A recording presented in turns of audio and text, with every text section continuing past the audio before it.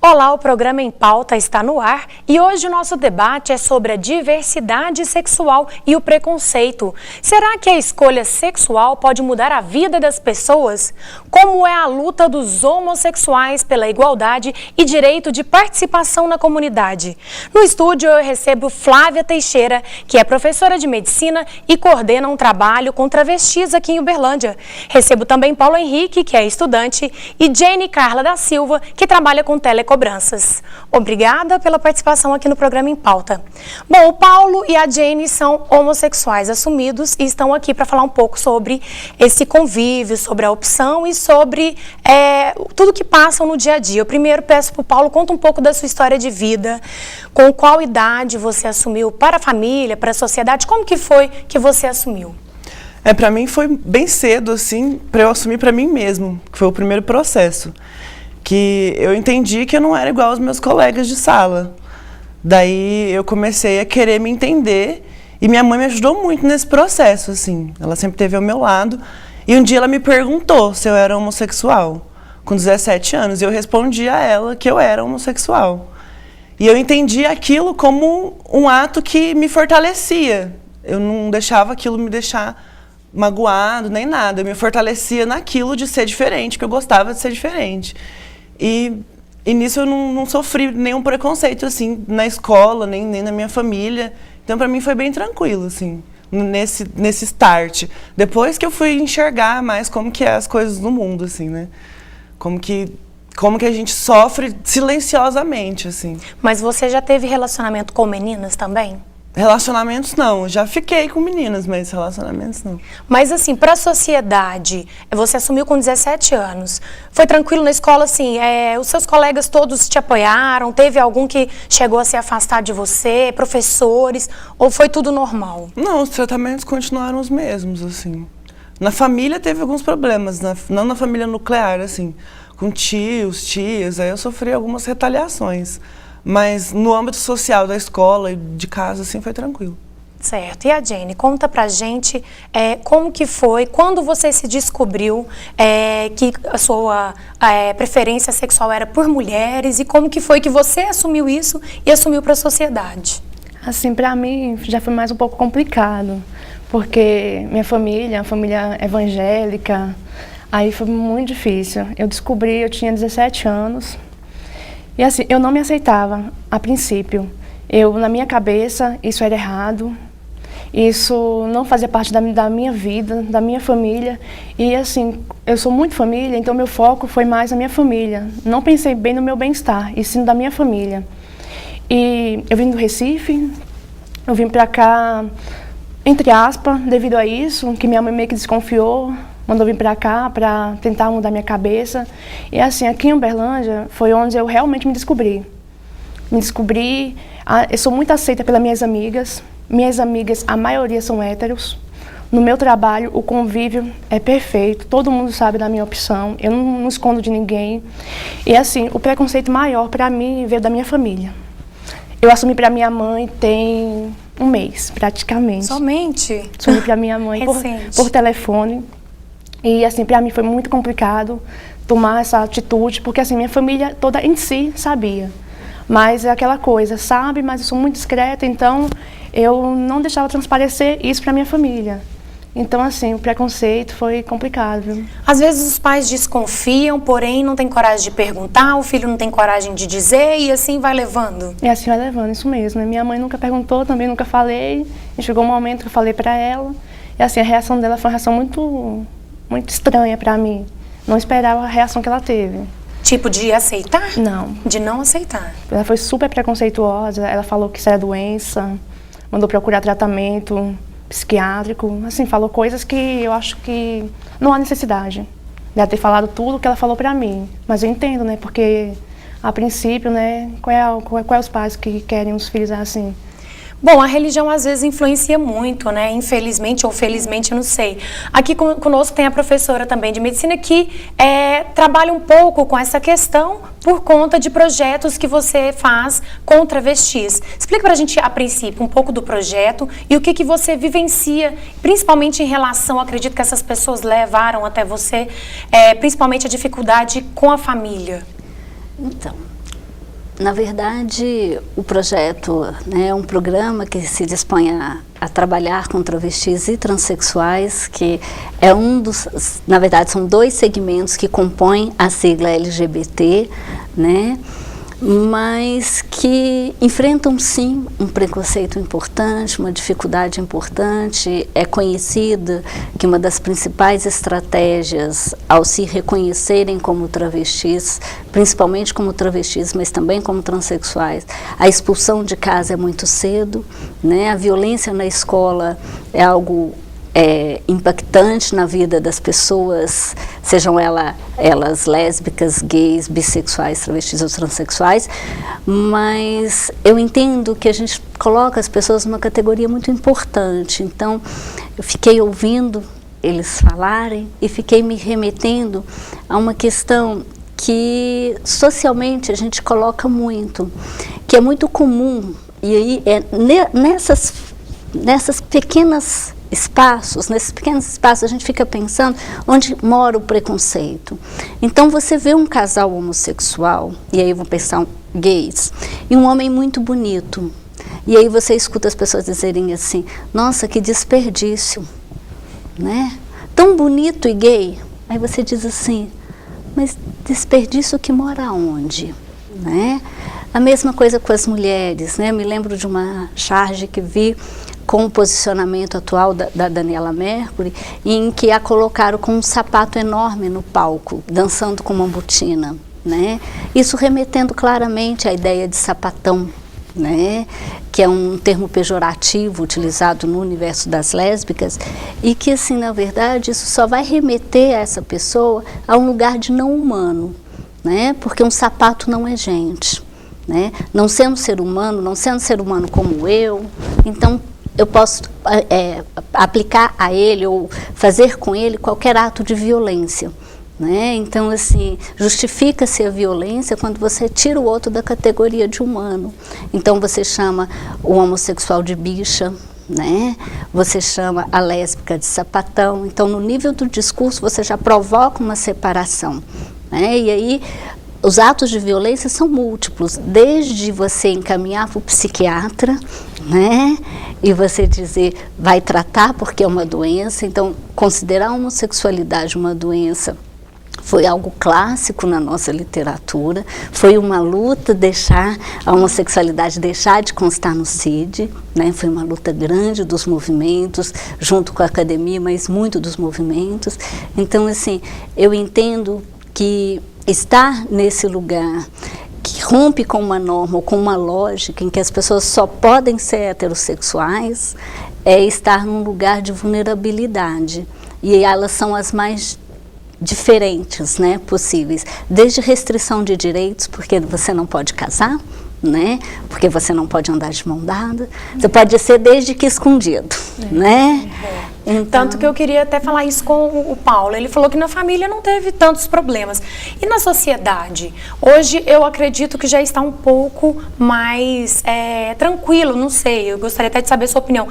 Mas você, se anda com mãos dadas no shopping, num bar, num restaurante, ainda é difícil? As pessoas ainda te olham estranho, talvez até chamem o proprietário do bar, pode até chamar atenção, ou não, já está mais tranquilo? O estranhamento, ele continua, assim. E às vezes nem é só por mão dada, assim, você tá junto de alguém, você demonstrar um carinho bobo, assim, você já vê as reprovações, assim, das pessoas. Chegar até o ponto de te abordar e falar alguma coisa, assim, nunca aconteceu. Mas você perceber os olhares, os comentários, assim, sempre acontece. É a maior dificuldade enfrentada hoje, na sua opinião, ou tem outras? Acho que são muitas. Assim, eu já fui abordada uma vez que eu estava de saia, num movimento pró-saia que a gente fez aqui na UFO, nesse ano. Que foi um movimento que aconteceu por conta da morte de um militante do movimento LGBT, que dentro da entidade que ele militava, da comunicação social, ele fazia parte desse movimento pró-saia. A gente fez um movimento nacional em memória dele, assim, para trazer o debate do binarismo de gênero para dentro da universidade. E nesse dia muitas pessoas mexeram, gritavam, sabe? Um homem se colocado numa condição feminina, digamos ali, só por ele estar nesse papel de mulher, já abriu as aspas, assim, para a gente ser um objeto mesmo das pessoas. Eles mexiam com a gente como se a gente fosse um objeto sexual, assim. Como se a gente tivesse a fim de ficar com alguém ou a fim de ser estuprado. Porque foi feio mesmo as coisas assim que a gente ouviu. Então, aí eu fico pensando, a homofobia, ela é um pouco maquiada, é explícita em algumas partes, mas o que vem, o porquê disso é a gente ser efeminado, né? A gente remeter alguma coisa à mulher, na maioria das vezes.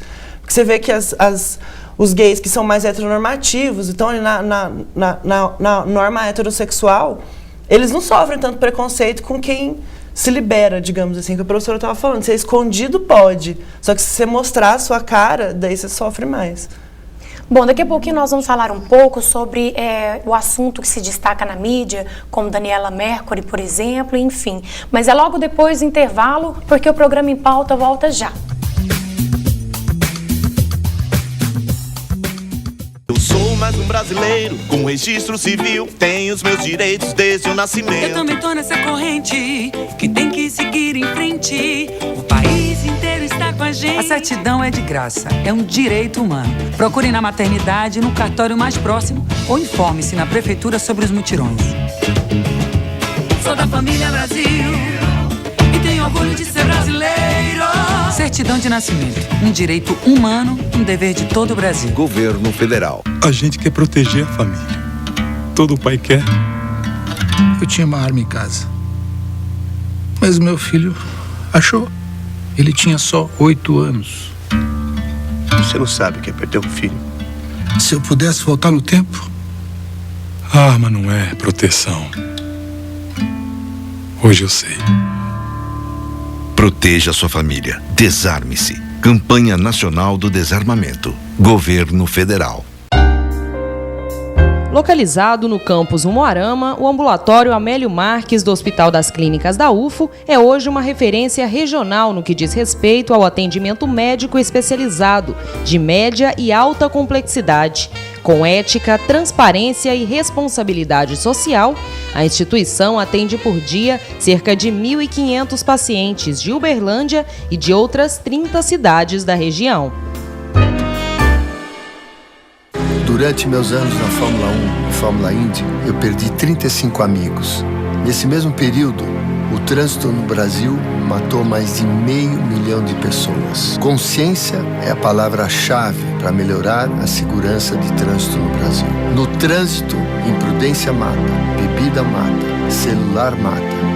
Consciência dos perigos é o que me trouxe até aqui. Consciência no trânsito, um pacto pela vida.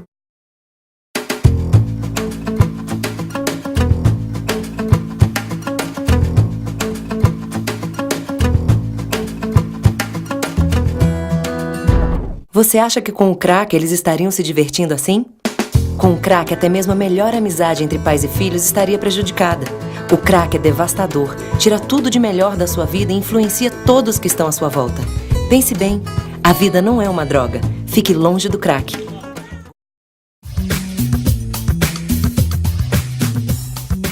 Estamos de volta com o programa Em Pauta e hoje o nosso debate é sobre a diversidade sexual e o preconceito. Jenny, recentemente a cantora Daniela Mercury assumiu em público que ela está apaixonada por uma outra mulher. Você acha que esta situação ajuda mais as pessoas a assumirem, as mulheres principalmente no caso, ou cria ainda mais polêmica quanto ao assunto? Assim, meu ponto de vista, eu acho que ela fez certo, sabe? Se você gosta, é isso mesmo, é assumir, é expor o que você realmente é, porque não adianta, né? Pra mim, ela sempre foi.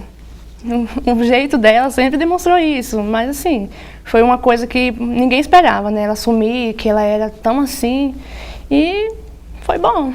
No caso, ela já tem filhos, já foi casada e agora resolveu revelar, uma pessoa tão conhecida resolveu revelar.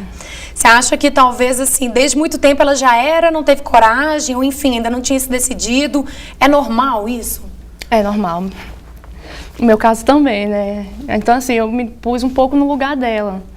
Eu acho que ela, ao tempo que ela é, né, provavelmente, então, assim, eu acho que ela criou coragem para assumir agora, depois dos filhos um pouco maiores. E, assim, pelo visto, a família dela está apoiando bastante ela, os filhos principalmente. Então, assim, o que ela fez não foi só por ela, e sim também por outras lésbicas também, que através dela, muita gente com certeza vai se espelhar nela para assumir a sua opção. É isso aí. Professora, como que você vê essa notícia, assim, como eu perguntei para ela, você acha que veio para facilitar, para dar mais força para esse grupo ou para polemizar ainda mais o assunto?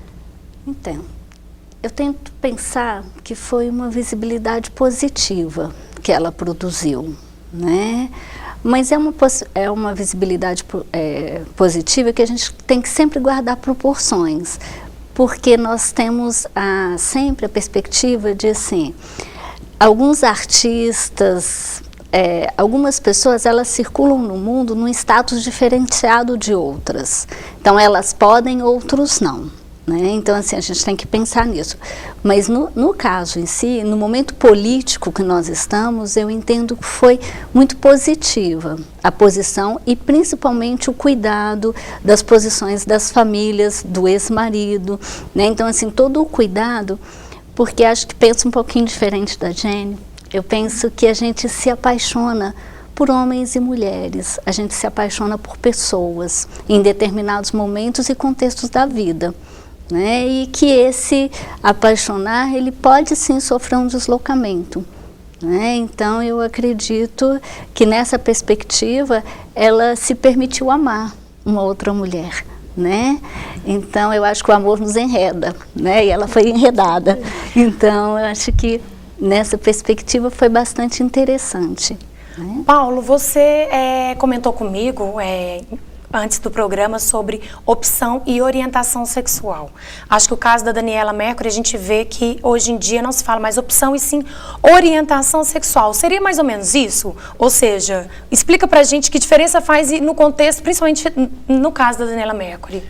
Eu vejo o caso da Daniela Mercury como um ato político mesmo dela, né? Ela se assumir nesse momento em que a gente está, que a opinião pública está debatendo bastante a questão da homossexualidade e assim, ela, como a professora disse, ela está assumindo o fato de amar uma mulher, sabe?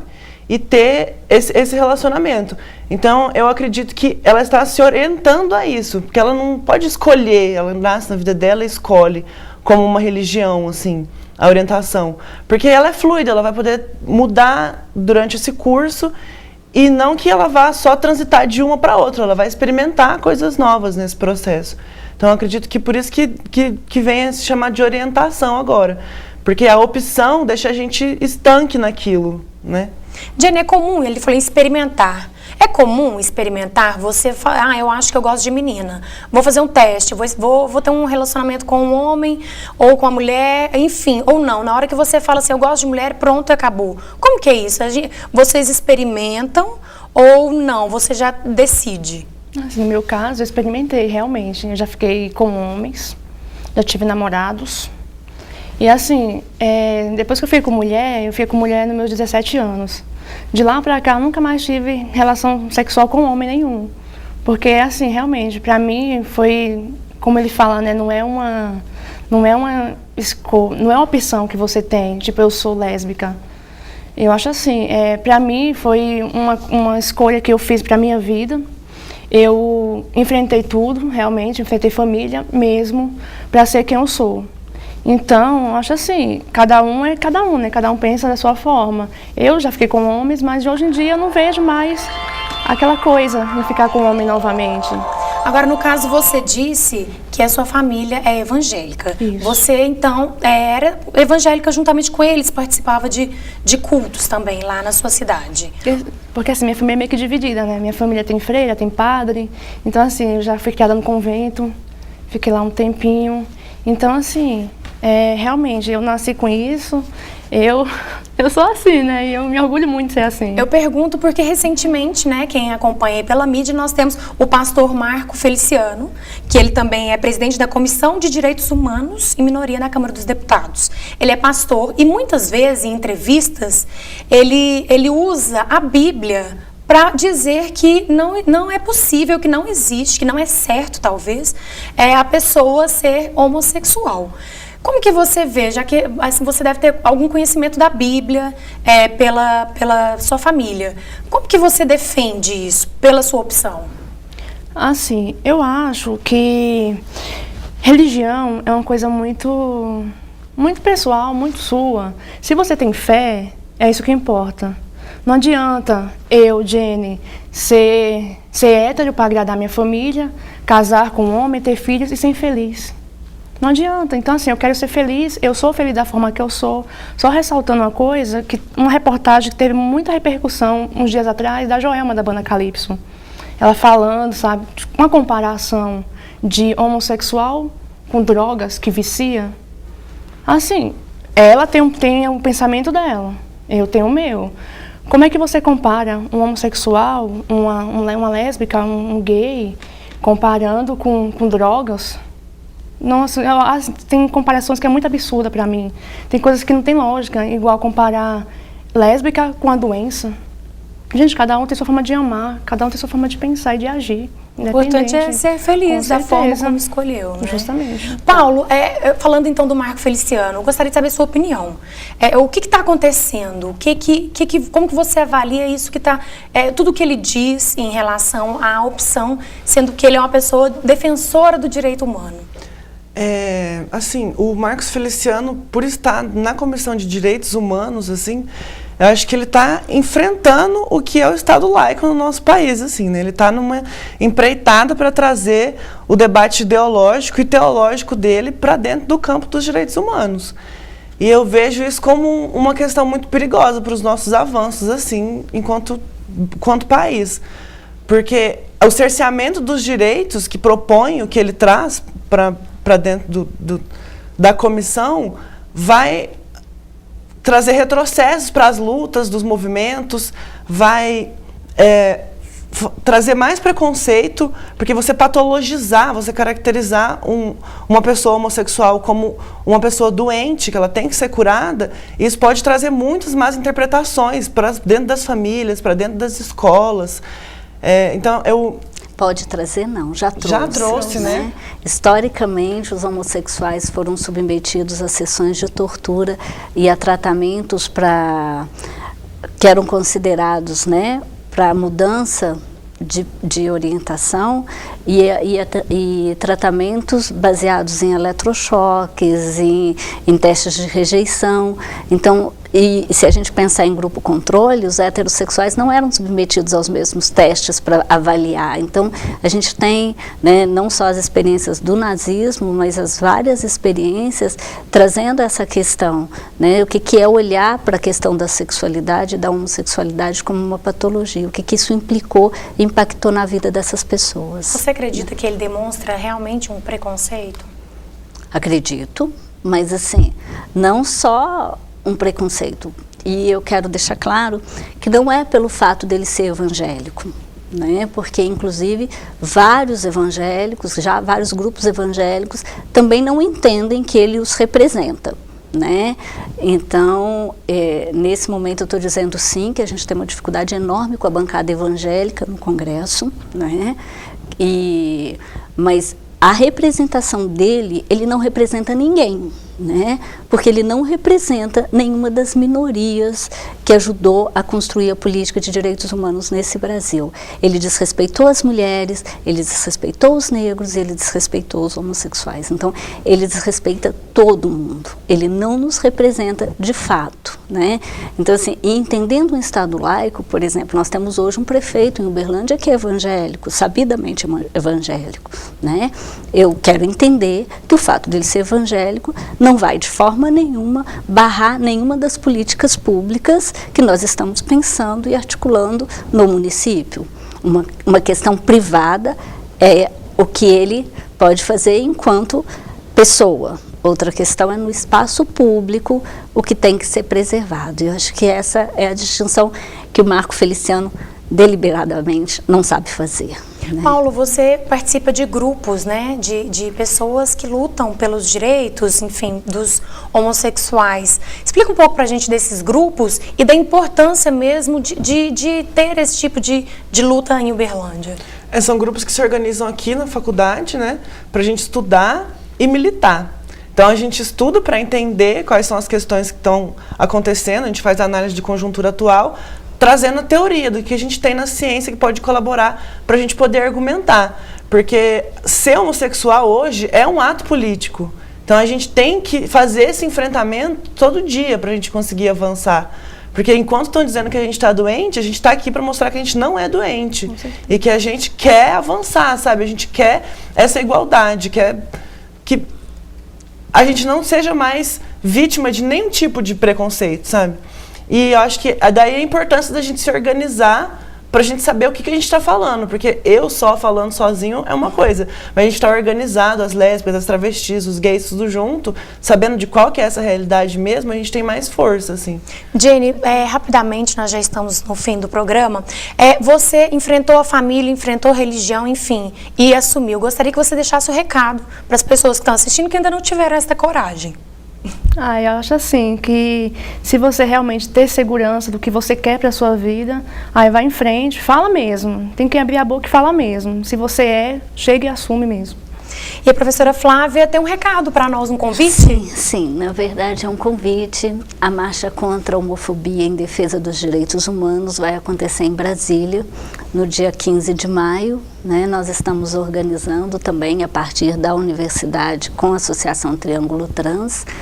E nós gostaríamos de convidar as pessoas para que nós possamos ir a Brasília dizer, que nós não aceitamos Marco Feliciano na Comissão de Direitos Humanos e que nós não aceitamos nenhum retrocesso em relação aos direitos humanos e à sexualidade. Nós caminhamos muito nesse Brasil nos últimos 10 anos para ver o Brasil parar.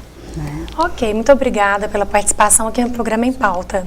E o nosso programa fica por aqui, nós voltamos na semana que vem. Se tiver sugestões de temas para o nosso debate, entre em contato com a produção aqui da TV Universitária. Obrigada pela sua audiência e até a próxima semana.